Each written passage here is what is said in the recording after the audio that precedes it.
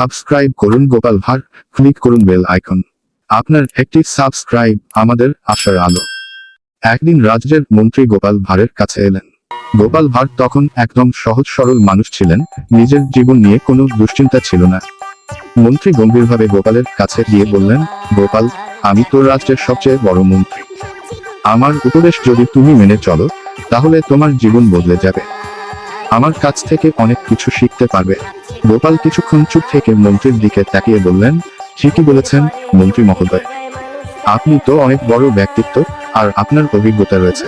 তবে আমি যদি একটা প্রশ্ন করি, তাহলে কি আপনি উত্তর দেবেন? মন্ত্রী একটু গম্ভীর হয়ে বললেন, হ্যাঁ অবশ্যই, বলো, কি জানতে চাও?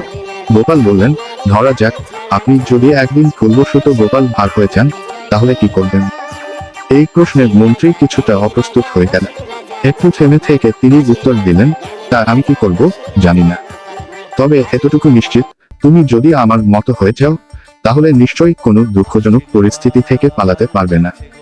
গোপাল হেসে বললেন, আসলে আপনি যদি ভুলবশত গোপাল ভাঁড় হয়ে যান, তবে আপনার মন্ত্রিত্ব চলে যাবে, কিন্তু কোনো দুঃখজনক পরিস্থিতিতে পড়তে হবে না, কারণ গোপাল ভাঁড় তো কখনো কোনো পরিস্থিতির সম্পর্কে চিন্তা করে না।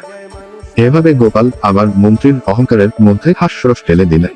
মন্ত্রী কিছুটা লজ্জিত হলেও গোপালের কথায় হেসে ফেললেন। শেষ। সাবস্ক্রাইব করুন গোপাল ভাঁড়, ক্লিক করুন বেল আইকন। আপনার একটি সাবস্ক্রাইব আমাদের আশার আলো।